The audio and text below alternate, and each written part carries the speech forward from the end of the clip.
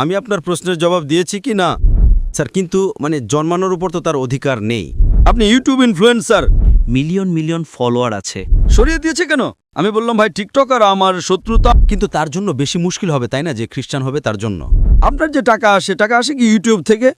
অবশ্যই আসে, আমি তো টাকা নেই না। আসসালামু আলাইকুম রহমতুল্লাহি ওয়া বারাকাতুহু। এই ভিডিওটা গুরুত্বপূর্ণ হতে চলেছে, ভিডিওটি শেষ পর্যন্ত শুনুন। এক মুসলিম ভাই তার হিন্দু বন্ধুর জন্য ডক্টর জাকির নায়েককে কি প্রশ্ন করলো শুনুন, দেখুন কিভাবে উত্তর দিল।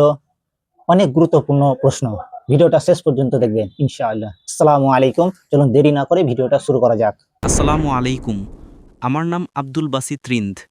আমি একজন সোশ্যাল মিডিয়া ইনফ্লুয়েন্সার। আমার বিভিন্ন প্ল্যাটফর্মে মিলিয়ন মিলিয়ন ফলোয়ার আছে। সোশ্যাল মিডিয়া প্ল্যাটফর্মে আমার প্রশ্ন হলো যে আমি এক মুসলিম পরিবারে জন্মেছি। আমার বাবা মা মুসলমান ছিলেন। আমি এক নিষ্পাপ শিশু। আমি তো কিছুই জানতাম না। আমি যখন জন্মেছি এবং বড় হয়েছি, তখন আমার মন সেই জিনিসটিকে মেনে নেই যা আমার বাবা মা আমাকে শিখিয়েছেন। যেহেতু আমি মুসলিম পরিবারে জন্মেছি, তাই আমি ইসলামকে মন থেকে সত্য মনে করি। এখন যেমন আমাদের লক্ষণ ভাই এসেছিলেন, একজন নিষ্পাপ শিশু। সে কিছুই জানে না যে ধর্ম কি, রিলিজিয়ন কি। আর সে যদি খ্রিস্টান পরিবারে জন্মায় বা হিন্দু পরিবারে জন্মায়, তো সে সেই জিনিসটাকেই ফলো করে, সেই জিনিসটাকেই তার মন মেনে নেয় যা তার বাবা মা তাকে শিখিয়েছেন এবং তার মনে ঢুকিয়েছেন। তো সে যদি খুব ভালো একজন মানুষ হয়, সে খুব ভালো একজন মানুষ, সে মানুষের সাহায্যও করে, খেয়ালও রাখে, খুব ভালো মানুষ। কিন্তু যদি সে এই অবস্থায় মারা যায়, তাহলে কি সে জাহান্নামে যাবে না জান্নাতে যাবে? যদি জাহান্নামে যায়, তো এটা কি ন্যায় না অন্যায়? ভাই সাহেব, আপনার নাম কি বলেছিলেন? আব্দুল বাসিত রিন্দ। আব্দুল বাসিত। বাসিত রিন্দ। রিন্দ। রিন্দ একটি বেলুচি জাতি। রিন্দ। যে রিন্দ। আব্দুল কাদির ইসলাম আব্দুল বাসিত। হুম। শেখ আব্দুল বাসিত ভালো কারি ছিলেন মাশাআল্লাহ। ভাই আব্দুল বাসিত খুব ভালো প্রশ্ন করেছেন। বলেছেন আমি মুসলিম পরিবারে জন্মেছি, আমার বাবা মা মুসলমান ছিলেন, আলহামদুলিল্লাহ আছেন। না, আপনি ছিলেন বলেছেন, কিন্তু ভুল হয়ে গেছে। মুসলমান আছেন, যা তারা শিখিয়েছেন আমি কবুল করেছি। আমার লক্ষণ ভাই হিন্দু ছিলেন, হিন্দু হয়ে গেছেন। আব্দুল বাসিত বলেছেন যা আমার বাবা মা বলেছেন আমি মেনে নিয়েছি। আব্দুল বাসিত সাহেব, যদি আপনার বাবা মা আজ বলেন 2 আর 2 5, আপনি মানবেন? মানব না। তো এই বলা যে যা বাবা মা বলেছেন আমি মেনে নিয়েছি, সঠিক নয়। যখন আপনি শিশু ছিলেন তখন হয়তো মেনে নিতেন, ঠিক 2 বছর বয়সে মা বললেন 2 আর 2 5, তখন আপনি হ্যাঁ বলবেন, ঠিক কিনা? আজ বললে কি আপনি মানবেন? মানব না। Very good. তো ইসলামের এই কথা আল্লাহ রাসূল সাল্লাল্লাহু আলাইহি ওয়াসাল্লাম বলেন যে যতক্ষণ শিশু প্রাপ্তবয়স্ক না হয় ততক্ষণ তাদের উপর কলম লেখা হয় না, অর্থাৎ সে নিষ্পাপ। যদি লক্ষণ যে এখন প্রাপ্তবয়স্ক 25 বছর, 30 বছর, 35 বছর, জানি না, এখান থেকে দূরে দেখা যাচ্ছিল না, কিন্তু প্রাপ্তবয়স্ক তো, তাই না? যদি কোনো অমুসলিম হিন্দু পরিবারে জন্মায় বা খ্রিস্টান পরিবারে জন্মায় এবং প্রাপ্তবয়স্ক হওয়ার আগে 10 বছর বয়সে বা 8 বছর বয়সে তার মৃত্যু হয়ে যায়, তাহলে সে জাহান্নামে যাবে না, কারণ সে নিষ্পাপ। আপনি বুঝছেন? হ্যাঁ। কিন্তু একজন মানুষ যখন প্রাপ্তবয়স্ক হয়ে যায় তখন সে দায়ী। বাবা মাকে দোষী করা যাবে না। আজকের তারিখে আমি আপনাকে জিজ্ঞেস করেছি, আপনার বাবা মা বলবেন 2 আর 2 5, আপনি মানবেন? আপনি বলেছেন না। তার মানে আজ আপনার বাবা আপনার মাতা যদি কোনো ভুল কথা বলেন, আপনার জ্ঞান বুদ্ধি এসেছে, আপনি কিছু কিছু ক্ষেত্রে ভুল জিনিসটা মেনে নেবেন, কিন্তু বেশিরভাগ ভুল জিনিসটাই মানবেন না। আপনি আপনার বাবা মাকে ভালোবাসেন, বাবা মাকে ভালোবাসেন, তার মানে এই না যে আপনি তাদের বিরুদ্ধে। কিন্তু এখন আপনি প্রাপ্তবয়স্ক হয়ে গেছেন, বুঝলেন? তো এই বলা যে কারণ বাবা মা, কোরআনের আয়াত এটা যে কাফের, এটা বলতে পারবে না যে তাদের বাবা মা কাফির ছিলেন, এটা যথেষ্ট নয়। কোরআনের আয়াত এটা। তো তার মানে যদি শৈশবে কোনো শিশুর ইন্তেকাল হয়ে যায়, সে মুসলিম পরিবার থেকে হোক বা অমুসলিম পরিবার থেকেও, যদি প্রাপ্তবয়স্ক না হয় তো কলম তাদের উপর চলে না, তারা জাহান্নামে যাবে না। কাফের একবার প্রাপ্তবয়স্ক হয়ে গেলে তাদের জ্ঞান হয়ে যায়, তারপরে। এই জন্য আল্লাহ রাসূল সাল্লাল্লাহু আলাইহি ওয়াসাল্লাম বলেন যে প্রত্যেকটি শিশু দ্বীনের ফিতরতে জন্মায়। তারপর তার বাবা মা তাকে মূর্তি পূজা শেখায়, তাকে আগুন পূজা করতে শেখায় এবং সে মূর্তি পূজা করতে শুরু করে। শিশু হলে ক্ষমা হয়ে যাবে, প্রাপ্তবয়স্ক হয়ে গেলে তার জ্ঞান এসে যায়, তো সে দায়ী। তো যদি একজন মানুষ প্রাপ্তবয়স্ক হয়ে যায় 25 বছর 30 বছর বয়সে শিরক করে এবং তার ইন্তেকাল হয়, তো সে দায়ী। আপনি আমাকে কথা বলার জন্য জিজ্ঞেস করেছেন যে আপনি মনে করেন শুধু মুসলমান হয়ে জন্মালেই জান্নাতে যাবে। ইসলামে জান্নাতে যাওয়ার জন্য 4টি জিনিসের প্রয়োজন। আমি বলেছিলাম ঈমান, عمل صالحات إيمان righteous deed وتواصوا بالحق হকের দিকে ডাকো এবং সবরের দিকে ডাকো। 4টি জিনিসের প্রয়োজন। আপনি খুব ভালো মানুষ হবেন, নামাজ পড়বেন 5 ওয়াক্ত, হজে যাবেন, রোজা রাখবেন, কিন্তু যদি আপনি দাওয়াত না দেন তো আপনি সাধারণত জান্নাতে যাবেন না।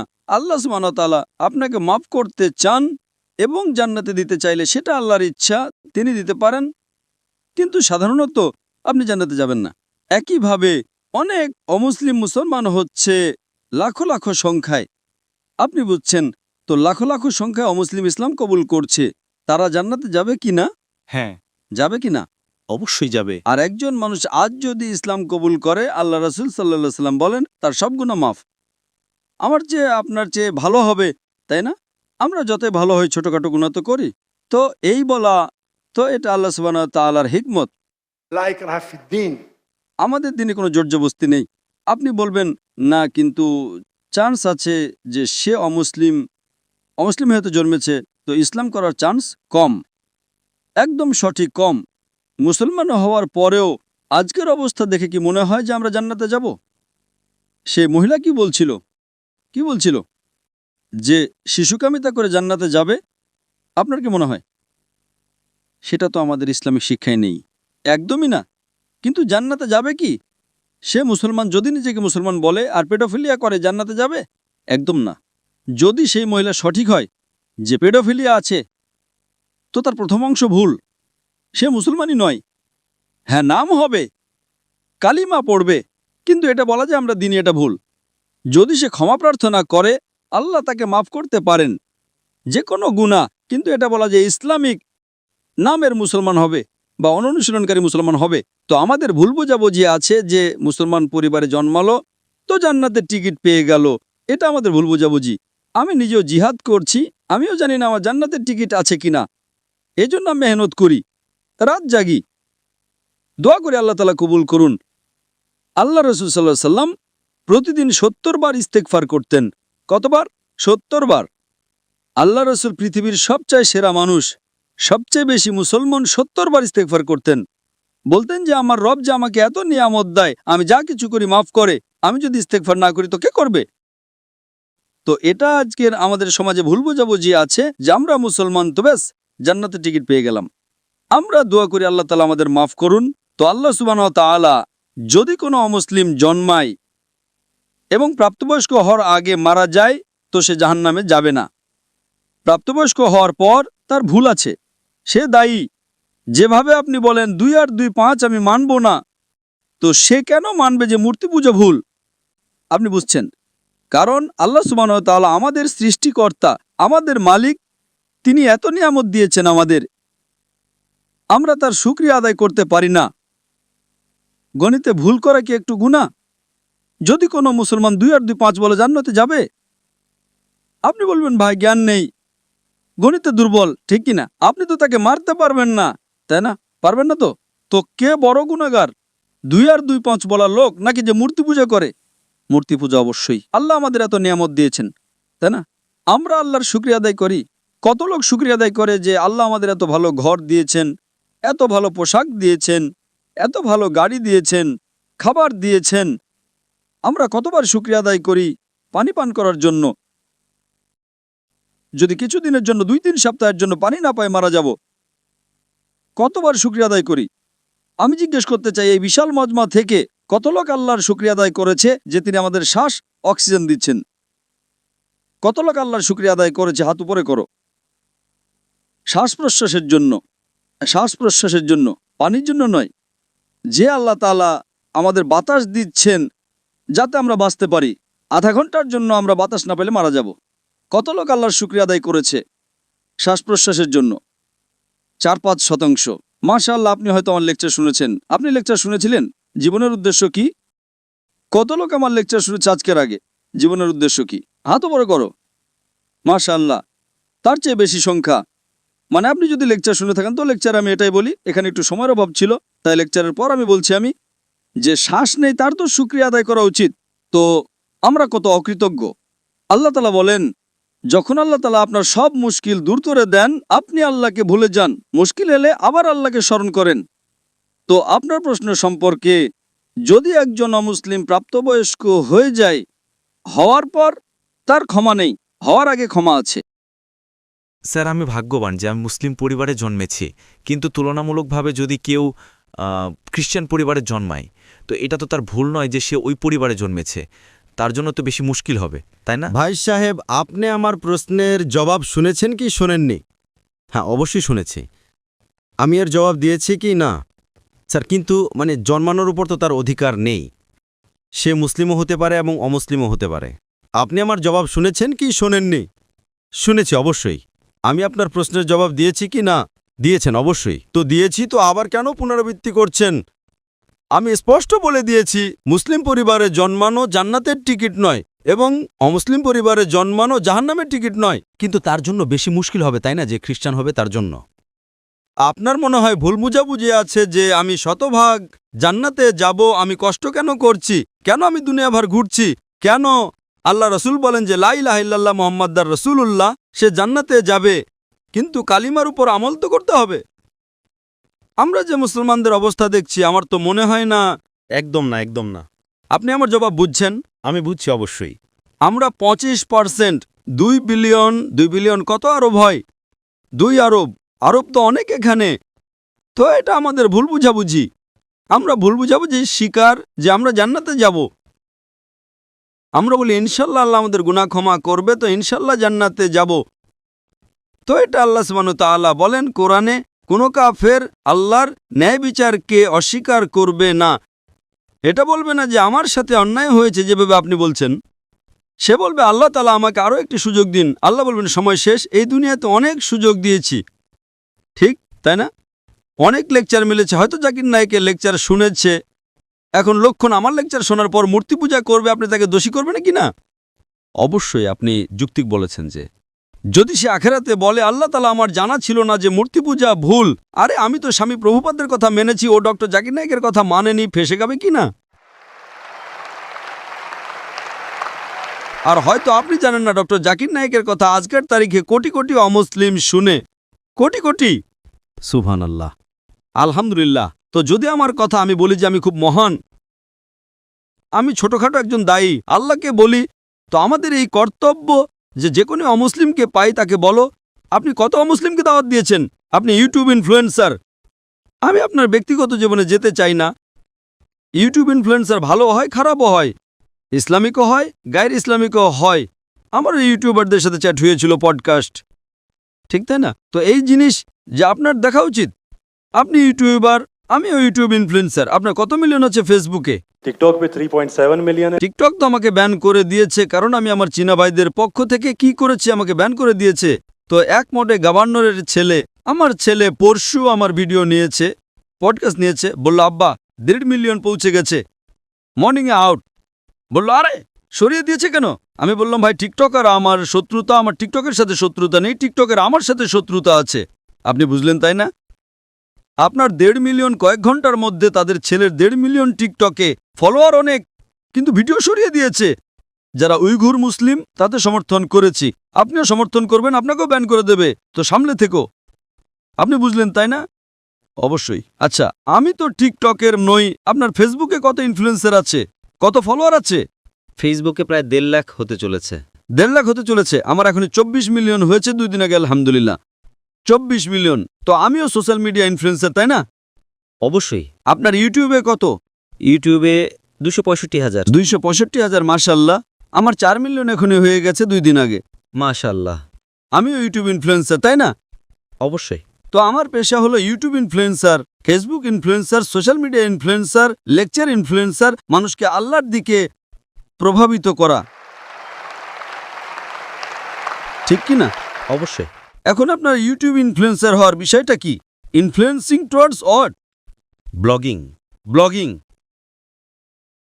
কিন্তু ব্লগিংয়ের মাঝে চেষ্টা করি যে জ্ঞান কখনো অর্জন করি আপনার ভিডিও থেকে, ডক্টর ইসরা সাহেবের ভিডিও থেকে চেষ্টা করি কিছু মাশাআল্লাহ, কিন্তু সাইট তো ব্লগিংই, তাই না? অবশ্যই। আমি আমার মেডিকেল পেশে ছেড়ে দিয়েছি, তো এটাই তো, যদি আপনি ইনফ্লুয়েন্স করবেন ব্লগিংয়ের দিকে, তার চেয়ে ভালো আল্লাহর দিকে। আপনার ফলোয়ার্স যদি অর্ধেকও হয়ে যায়, 10%ও, আমার আপনার কাছে অনুরোধ, আমার আপনার কাছে আবেদন যে আপনি ইসলামিক ইউটিউব ইনফ্লুয়েন্সার হন। হয়তো আপনার ফলোয়ার্স 4 মিলিয়ন থেকে 1 মিলিয়ন হয়ে যাবে। আপনার যে টাকা আসে কি ইউটিউব থেকে? অবশ্যই আসে। আমি তো টাকা নেই না। আমাকে বলে আপনি যদি ফেসবুকে অ্যাড নেন আপনাকে $50,000 প্রতি মাসে মিলবে। আরে ভাই, আমাকে জান্নাতে যেতে হবে। $50,000, আপনি আমাকে $50 মিলিয়ন দেবেন তো আমি অ্যাড দেব না? বেশিরভাগ সোশ্যাল মিডিয়ায় অ্যাড দেওয়া হারাম। আপনার চ্যানেলে মেয়ে আসবে, ছোট ছোট পোশাকে আসবে। আরে কেন আমাকে জাহান্নামে নিয়ে যাবে ভাই? আমার ইউটিউব সোশ্যাল মিডিয়ায় নো মনিটাইজেশন। কখনো কখনো কেউ স্ট্রাইক করেছে, যদি আমি অডিও ব্যবহার করেছি অনুমতি নিয়ে, তার ম্যানেজারকে জানা না থাকলে, তো কখনো ভুল করে অ্যাড চলে আসে। আমার হিসাব অনুযায়ী আমিও সোশ্যাল মিডিয়া বিশেষজ্ঞ। মাশাআল্লাহ। নো ব্লগিং, শুধু আল্লাহর দিকে প্রবেশ। মাশাআল্লাহ। আর দরকার নাই আল্লাহ তাআলা আমাকে প্রতিদিন লাখো দেন, তো কেন আমি ইউটিউব থেকে নেব ভাই? ইউটিউব থেকে হারাম কামাই। ইউটিউবের অ্যাড থেকে যদি আপনি কামান, ওই অ্যাডে মেয়ে আসবে, এটা আসবে, ওটা আসবে। আপনি হয়তো অ্যালকোহল অ্যাডকে ব্যান করবেন, কিন্তু মেয়েদের তো ব্যান করতে পারবেন না, তাই না? পারবেন কি? পারবো না। আমাদের সমাজে পেডোফিলিয়া ছড়াবে কার কারণে? আপনি বুঝছেন, তাই না? প্রত্যেক মানুষ মনে করে আমি তো ইসলামিক, ইউটিউব ইনফ্লুয়েন্সিং খুব কম, কামানো তো ছেড়েই দাও। আমি কামাতে পারি, 24 মিলিয়ন ফলোয়ার আছে, ঠিক তাই না? আমার কপি কেউ করতে পারে বিনামূল্যে। আমার ইউটিউবের মাধ্যমে কত লোক $10,000, $50,000 প্রতি মাসে কামায়। থাম্বনেলে কি দেয়? মেয়ের ছবি দিয়ে দেয়। আমার এতে লাখ লাখ, তার উপর 2 মিলিয়ন। আমি সব কামাবো, তাই না? সে কি কামাবে? টাকা। টাকা আর নরক। আমি বললাম নো কপিরাইট, টাকা তুই কামা ভাই, আমাকে সব কামাতে দে। আমি হিট করব না, তার টাকা আমার কাছে চলে আসবে, ঠিক কিনা? আমি বলি নো কপিরাইট, আমার ভিডিও নাই, কিন্তু আমি কি বলি? আমার ভিডিওর উপর শ্যাডো ব্যান। শ্যাডো ব্যান জানেন তো? না, শ্যাডো ব্যান। আমি বললাম ভাই কাজ করো, টাকা কামাও, আমাকে সব পেতে দাও। আমি রিলস করি, আমার ভিডিও প্রথমে 100,000, 1 মিলিয়ন, এখন 2,000, 3,000। এখন পাকিস্তানে মাশাআল্লাহ বেড়ে গেছে 1 লাখ, 2 লাখ হয়ে গেছে, কারণ হিট অনেক। তো আমি বলি ভাই তোমরা টাকা কামাও, আমাকে সব কামাতে দাও। আমরা সোশ্যাল মিডিয়া বিশেষজ্ঞ, কিভাবে থাম্বনেল বানাতে হয়, ফেসবুকের মধ্যে কি পার্থক্য, আমি বলি আমি আল্লাহ ইনফ্লুয়েন্সের, আল্লাহ কেন্দ্রিক। আমার আপনার কাছে অনুরোধ, আমার আপনার কাছে আবেদন, আমি ভালোবাসার সহ আমার ভাই আব্দুল বাসিত, আল্লাহর দিকে লোক। আল্লাহ যদি আপনাকে হুনর দিয়েছেন ইনফ্লুয়েন্স করার, আল্লাহর দিকে ইনফ্লুয়েন্স করো। ইনশাল্লাহ আপনার ফলোয়িং ডবল ট্রিপল হয়ে যাবে ইনশাল্লাহ। আল্লাহর তৌফিক দিন। আর আল্লাহ তাআলা আপনাকে রিজিক দেবেন, যে রিজিক আপনার এতে আসবে কেউ বের করতে পারবে না। আল্লাহ দেখেন হারামের রিজিক না হালালের রিজিক। আপনি মনে করেন যে আপনি অ্যাড বন্ধ করে দেবেন তো রিজিক বন্ধ হয়ে যাবে? অ্যাড বন্ধ করো, রিজিক ডাবল হয়ে যাবে ইনশাআল্লাহ। আল্লাহ তাআলার অনেক দরজা খুলবে। আপনি বললেন আপনি আমার দ্বারা ইনফ্লুয়েসড হয়েছেন, একদম সঠিক। টোটালি ইনফ্লুয়েসড হননি। যদি টোটালি ইনফ্লুয়েসড হতেন তো ইনশাআল্লাহ আপনি ডক্টর ইসরার আহমদ দ্বারা ইনফ্লুয়েসড হয়েছেন। আপনি যদি ডক্টর ইসরার আহমদকে বলেন আমি ব্লগিং করছি, খুশি হবেন? একদম না। আল্লাহ আপনাকে হিদায়েত দিন, আল্লাহ আপনাকে প্রতিদান দিন। আপনি ভালো কাজ করছেন ইনশাআল্লাহ, খালি একটু টুইস্ট নিয়ে আসুন। যে আমার পডকাস্ট করেছে বা যা করেছে আমি তাকে হিদায়েত দিয়েছি। না না ডক্টর সাহেব, আমি তো নতুন চ্যানেল ব্যবহার করেছি। ভালো কথা করো ভাই। একদিনে 1.2 মিলিয়ন। একদিনে কত? 1.2 মিলিয়ন। 1.2 মিলিয়ন ভিউয়ার আমার ছেলে ট্র্যাক করছিল। 2 দিনে 2 মিলিয়ন। এখনই পডকাস্ট মালয়েশিয়া এসেছিল আমার কাছে নেওয়ার জন্যে। হ্যাঁ লোক ভাই, চলো ভাই পাকিস্তানি, মোহব্বত করে আলহামদুলিল্লাহ এখন 5 মিলিয়নের উপরে হয়ে গেছে এক সপ্তাহে। একদিনে 1.2 মিলিয়ন। যে আমিও ভিডিও দেখেছি, ভালো তাই না? ভালো লেগেছে? 1.2 মিলিয়ন একদিনে, 24 ঘন্টারও কম সময়ে, ভালো তাই না? আমি নিজে এটা ভেবেছিলাম যে আপনার অ্যাকাউন্ট শ্যাডো ব্যান, কারণ অন্যদের এত ভিউজ বা দর্শক মিলছে, আপনাকে ততটা। আরে আমার চ্যানেল ব্যান নয়, টিকটকে আমি ব্যান। টিকটকে পুরো ব্যান, কারণ আমি আমার ভাই যারা চিনে তাদের জন্য। আমার মন টিকটক ব্যান করবে, কি যায় আসে? আল্লাহ আমাকে ব্যান না করলেই হলো, ঠিক তাই না? অবশ্যই। আমাদের দেশের মুসলিম দেশের যখন প্রধানমন্ত্রীকে জিজ্ঞেস করে উইঘুর মুসলিমদের ব্যাপারে, আমাদের জানা নেই। আরে কিভাবে জানা নেই? আপনি যদি মুসলিম দেশের প্রধানমন্ত্রী হন, আপনাকে জিজ্ঞেস করা হয় উইঘুর মুসলিমদের ব্যাপারে, আপনি বলেন জানা নেই। কি হয়ে গেছে আমাদের সমাজের? যদি আমাদের ভাই উইঘুর মুসলিম, তাদের উপর জুলুম হচ্ছে, আপনি বলেন জানা নেই। যখন আমি ডঙ্কা মেরে তাদের সমর্থন করলাম, মালয়েশিয়াতে টিকটকে কাউকে ব্যান করেন না, জানেন তো? জাকির নাইককে। তো আমি গর্বের সাথে বলি মাশাআল্লাহ, শয়তান আমাকে ব্যান করেছে, আলহামদুলিল্লাহ। সেখানকার দরজা বন্ধ তো এখানকার দরজা খোলা। আল্লাহ তাআলা টেস্ট করেন আপনাকে, আল্লাহ তাআলা পরীক্ষা নেন আপনার। পরীক্ষা নেন ভাই, আমি আপনাকে পরীক্ষা করব। কি করতে হবে? আল্লাহ কেন্দ্রিক হন, মানুষকে আল্লাহর দিকে নিয়ে আসুন, আল্লাহ ইনফ্লুয়েন্সার হন। ইনশাআল্লাহ দুনিয়াতে ফায়দা হবে কি হবে না, আখিরাতে আপনার জান্নাত কনফার্ম। আশা করি উত্তর পেয়েছেন। ধন্যবাদ স্যার।